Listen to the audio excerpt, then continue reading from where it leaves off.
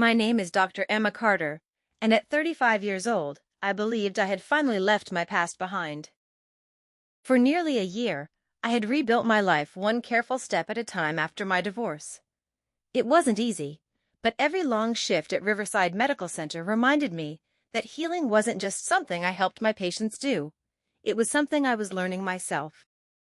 Most days, my ex-husband, Ethan Brooks, was nothing more than a distant memory. Until one ordinary Tuesday changed everything. The third-floor hallway was unusually busy that afternoon. Nurses hurried between patient rooms.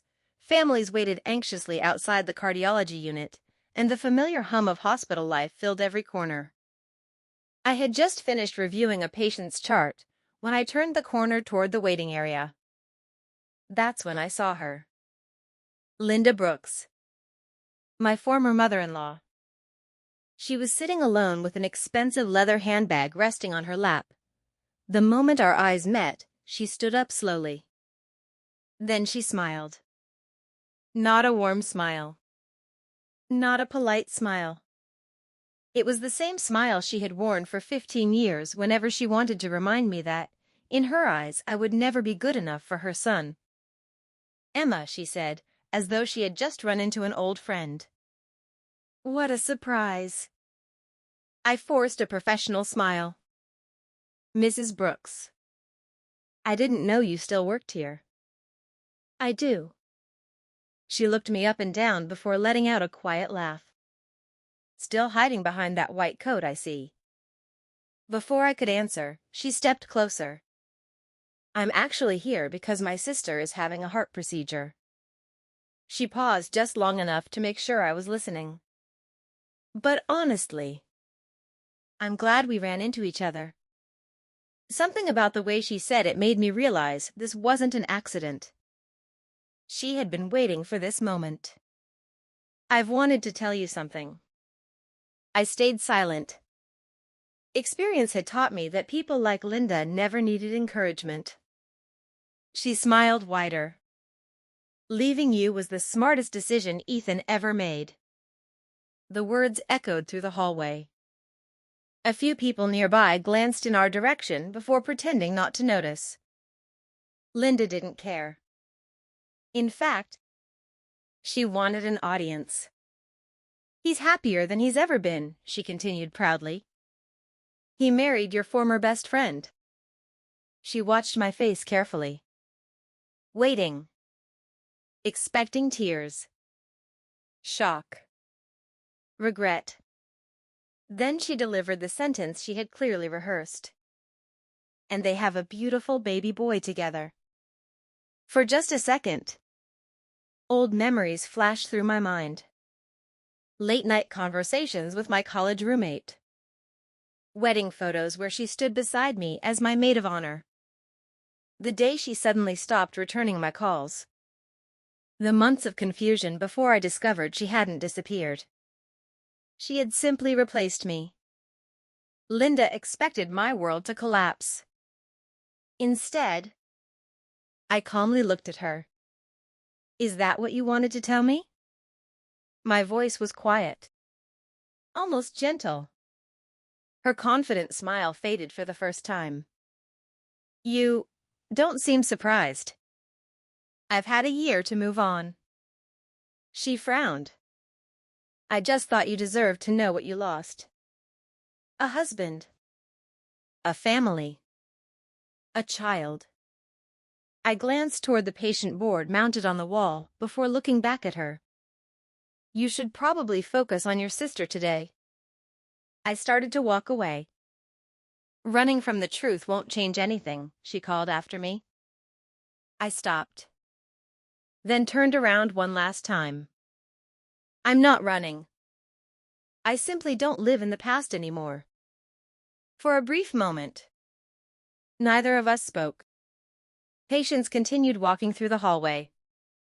A nurse pushed an elderly man toward radiology. The hospital carried on as though nothing unusual was happening. Then the elevator doors opened behind me. A tall man stepped out wearing a navy blue suit instead of scrubs.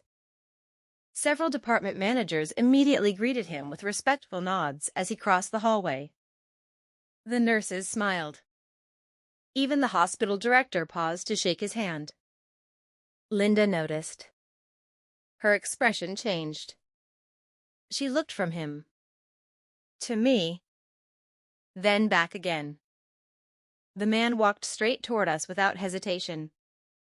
The moment he reached me, his serious expression softened into a warm smile. "There you are," he said. "I'm sorry I'm late. The executive board meeting took longer than expected." "It's all right," I replied with a smile. Without thinking, he gently placed one hand around mine. The gesture was natural, comfortable, like two people who belonged together. Linda stared at our joined hands. Confusion slowly turned into disbelief. The man finally noticed her standing beside me. "Oh." He smiled politely. "Mrs. Brooks. I didn't realize you were here." Linda's eyes grew wider. "You know each other?" Before he could answer, I took a slow breath, then smiled. "There's something you should know." "You know each other?" she whispered. I smiled calmly. "Mrs. Brooks, this is Daniel Hayes, my fiancé. We're getting married next spring." The color instantly drained from her face. "Married?" she repeated. "But Ethan told me you were still heartbroken." I looked at her without anger. People don't always tell the truth when they're trying to protect their own image. Before she could respond, Daniel glanced at his watch. "The audit report came in this morning," he said. "Everything has been confirmed." Linda frowned. "What audit?" Daniel answered professionally. "Our firm owns the majority stake in Brooks Financial Group.